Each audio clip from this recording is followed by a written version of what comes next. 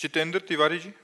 राधे राधे राधे। जी। राधे राधे महाराज जी। महाराज जी, आप कह रहे हैं कि आपने एक प्रतिष्ठित परिवार में जन्म लिया, वो मैं अपने पूर्व का ही भाग्य मानता हूँ। फिर कह रहे हैं कि इनकी बच्ची वो भी मेधावी थी, बट उनका एक छोटा बच्चा है वो 2 साल का दिव्यांग हुआ महाराज जी। तो कह रहे हैं कि वो उसकी मैं समझता हूँ कि वो संत की एक आत्मा है, अपना काम पूरा करने आया है। महाराज जी, सवाल ये है कि उसके पूर्व जन्म का फल है या मेरे पूर्व जन्म का फल है? कि कष्ट तो मन को होता ही है महाराज जी। पूरा संयोग होता है, माता पिता भाई बहन परिवार, पूरा कर्मों का जाल बिछा हुआ होता है। प्रधान कर्म उस जीव का होता है और सहयोगी कर्म उसके होते हैं। तो अब जैसे आपका पुत्र है, इस बात के लिए आपको दुख है कि अगर ये स्वस्थ होता, सर्वांग पुष्ट होता, भगवान ऐसा क्यों किया। माँ को भी दुख है, भाई को भी दुख है, बहन को भी दुख है, परिवार को भी दुख है और देखने वाले को भी दुख है। अरे भगवान, इसको ऐसा कष्ट है। तो इन जाल बिछा हुआ है कर्मों का। अगर वही सुकृत का जाल होता तो देख देख के सुख मिलता, माँ को, पिता को, भाई को, परिवार को, समाज को। दुष्कृत का जाल बिछा हुआ है तो उन्हीं उन्हीं को दुख पहुंचेगा जिन जिन को दुख पहुंचना है, क्योंकि कर्म जाल ऐसा है। इसलिए बहुत सावधानी पूर्वक कर्म करो अब, जिससे उसका भी कल्याण हो जाए और आपका भी कल्याण हो जाए। भगवान का नाम जप करते हुए, शास्त्र स्वाध्याय करते हुए, पवित्र आचरण करते हुए, पुण्य स्तोत्रों का पाठ करते हुए उसको भी सुकृत दान कीजिए उस बालक को। तो उसके अंदर जो दुष्कृत प्रभाव से अंग प्रत्यंग बिगड़े हुए हैं तो अपना वो कल्याण कर लेगा। नाम जप में अगर हमारी ऐसी सामर्थ्य है कि हम उसको दान करें तो उसको निश्चित कल्याण की प्राप्ति हो जाएगी। महाराज जी, शारीरिक कोई दोष नहीं है, वो ऑटिज्म जो आजकल बहुत बच्चों को हो रहा है, जो स्वलीनता वाला विषय है। महाराज जी, अपने आप में मस्त, मतलब नहीं, बौद्धिक स्तरहीन होना उसे हम कहेंगे। अपने आप में लीन होना ये तो सिद्ध महापुरुषों का स्वरूप है कि वो अपने आत्मा में आनंद में तृप्त रहते हैं। बौद्धिक स्तरहीन होना, वो बौद्धिक स्तर से ऊपर उठ जाना है, आत्म स्वरूप में लीन होना। लेकिन वो अपने आप में लीन नहीं है, बौद्धिक स्तरहीन होना। आप समझिएगा, बौद्धिक स्तर उसका बहुत गिर चुका है, जिससे वो प्रकाशित नहीं हो पा रहा है। तो मनुष्य शरीर में रहते हुए भी जो विवेक और जो विद्वता, जो हमारे अंदर प्रवीणता, वो नहीं है। हाँ, तो उसको अबोध बच्चा ही कहेंगे, चाहे पूरा जीवन जितना भी जी ले उसे अबोध ही कहेंगे। तो उसके लिए हमें करना चाहिए, नाम जप करके उसको दान करना चाहिए, उसको देना चाहिए, तो उसका मंगल हो जाएगा। अब वो कर्मों के अनुसार से है, कर्मों का ऐसा प्रधान होता है। जरा सा सिस्टम बिगड़ जाए तो अभी सब पागल हो गए आदमी। जरा सिस्टम बिगड़ गया तो अपनी सीमा में बुद्धि केवल उतनी सोच सकती जितनी सोचना है। किसी किसी की बस इतनी बुद्धि है कि वो खा सकता है, पी सकता है, हो सकता है, वो अपनी दिनचर्या कर सकता है, लेकिन आगे विवेक नहीं है। किसी किसी की इतनी भी बुद्धि नहीं कि अपनी दिनचर्या कर सके। तो ये सब कर्मों का जाल बिछा हुआ है। तो पूर्व जन्मों के कर्मों से आप ऐसे पवित्र कुल में प्रकट हुए, तो वो भी पवित्र कुल में प्रकट हुआ, लेकिन कर्म बिगड़े हुए थे, इसलिए बौद्धिक स्तर को सूक्ष्म कर दिया गया कि वो विकास को प्राप्त नहीं हो पा रहा है। जी महाराज जी, क्या ऐसा होता है कि कोई संत जो है अच्छे शरीर में रहा लेकिन उसकी यात्रा पूरी नहीं हुई, तो वो फिर और अच्छे शरीर में आएगा, वो गिरे हुए शरीर में नहीं आएगा।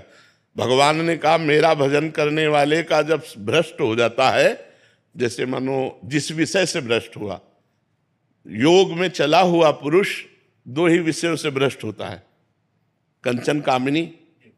तो उसको अगला जन्म ऐसा दिया जाएगा, शरीर स्वस्थ, स्वरूप सौंदर्यवान और सुंदर कामिनी और महान धन संपत्ति, उसका भोग करके उसको वैराग्य दिलाकर भक्ति से पुष्ट करके भगवान की प्राप्ति अगले जन्म में करा दी जाएगी। उसे योग भ्रष्ट पुरुष नहीं कह सकते। योग भ्रष्ट पुरुष उसे ही कहते हैं जो भगवान का भजन करते हुए चूक हो गई तो इतनी उस भोग की बहुतायत होगी कि उसको वैराग्य हो जाएगा पूर्व जन्म के भजन के प्रभाव से, और वो अगला जन्म स्वस्थ सुंदर सब, क्योंकि वो भजन करता रहा है। और फिर वो महान भगवान का चिंतन करते हुए जन्म से ही विज्ञानवान, जन्म से ही ज्ञानवान, जन्म से ही ब्रह्मचर्य, धैर्य, विद्वता, ये सब उसके अंदर सद्गुण होंगे, क्योंकि योग भ्रष्ट पुरुष है वो। ऐसे अबोध स्थिति, ये पूर्व के पाप कर्म का परिणाम होता है, ये पुण्य कर्म का या भजन का परिणाम नहीं होता है। उत्सव जी मेरठ से। महाराज जी, जानते हुए भी कि खराब समय है, समय से लड़ने की हिम्मत और संयम कैसे आए? नाम जप।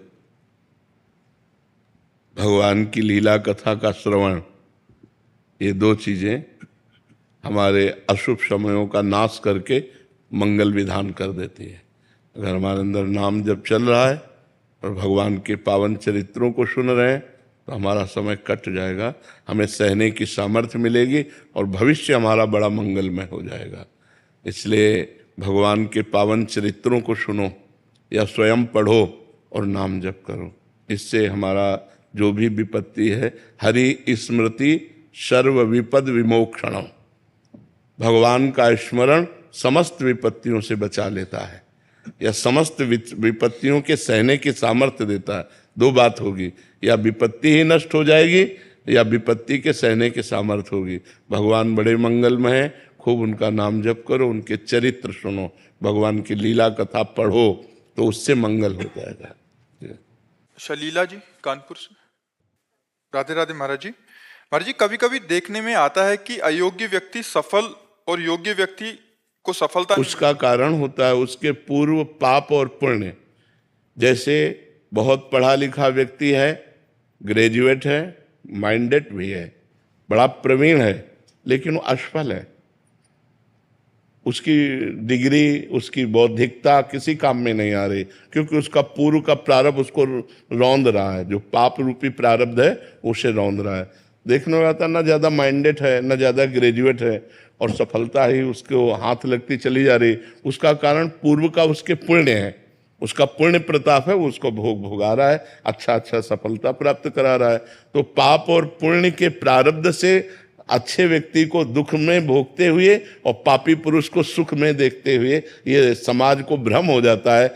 लेकिन पूर्व का जिसे बोध है शास्त्र का, वो जानता है कि आज पाप कर्म कर रहा है, लेकिन इसका पूर्व का पुण्य इसको साथ दे रहा है। जिस दिन पूर्व का पुण्य समाप्त हुआ और वर्तमान का पाप और पीछे का पाप जुड़ा, उसी दिन ब्लास्ट हो जाएगा, नष्ट हो जाएगा, ये जड़ समेत नष्ट हो जाएगा। तो धर्म और पुण्य ये भोगना ही पड़ता है, पाप और अधर्म ये भी भोगना ही पड़ता है।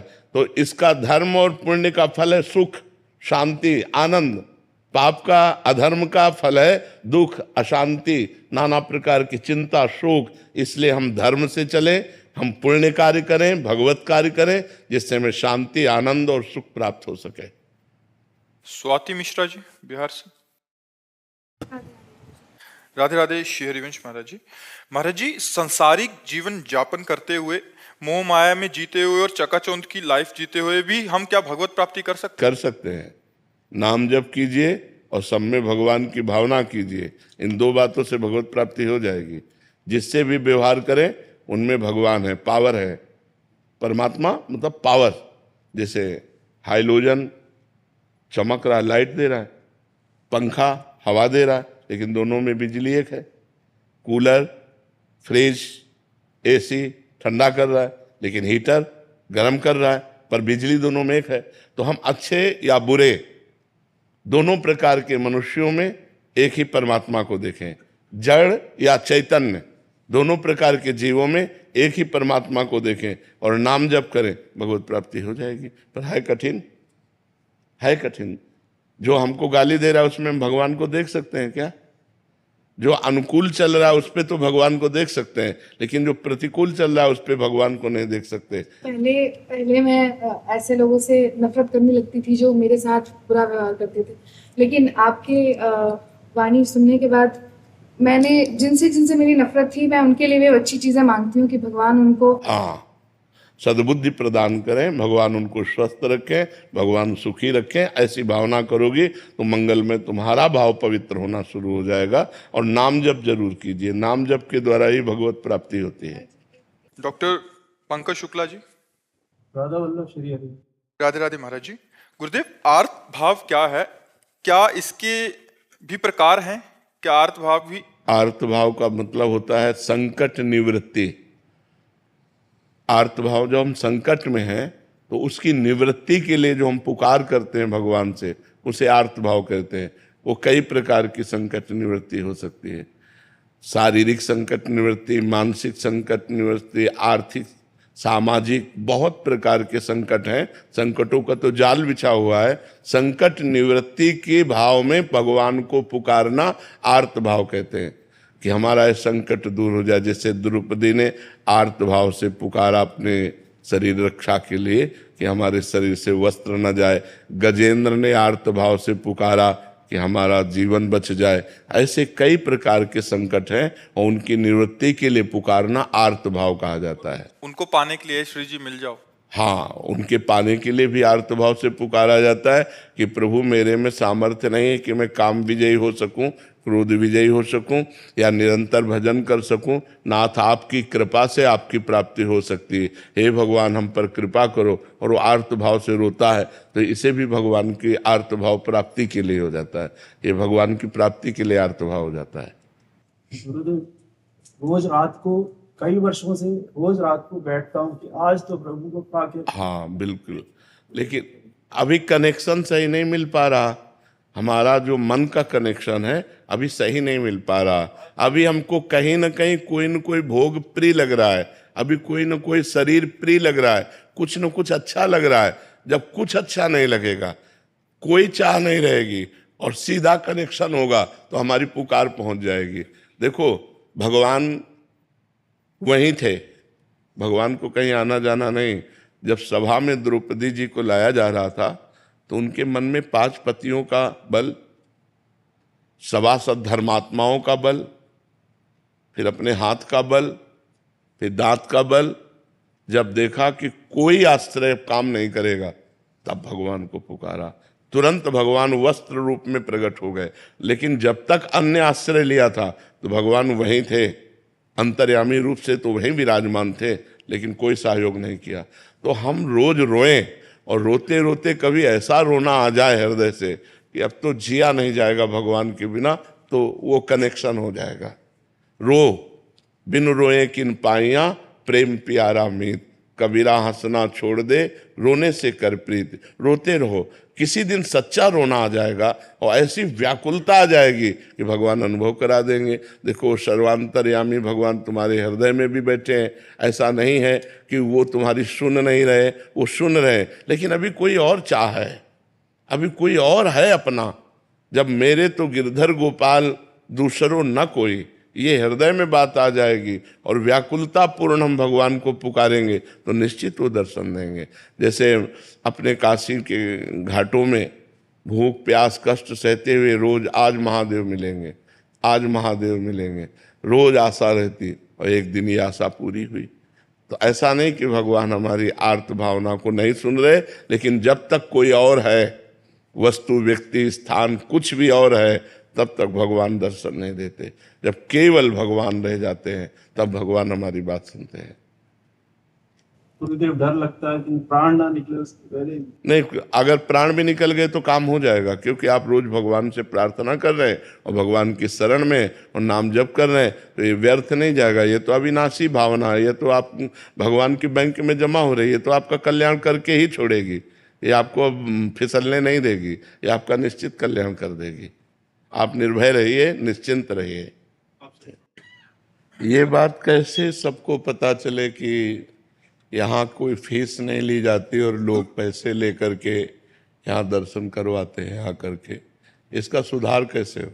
पर जी अपनी तरफ से यहाँ हम तो जो टोकन देते हैं उसके पीछे भी लिखते हैं कि निःशुल्क है। नहीं, यहाँ तो ठीक है।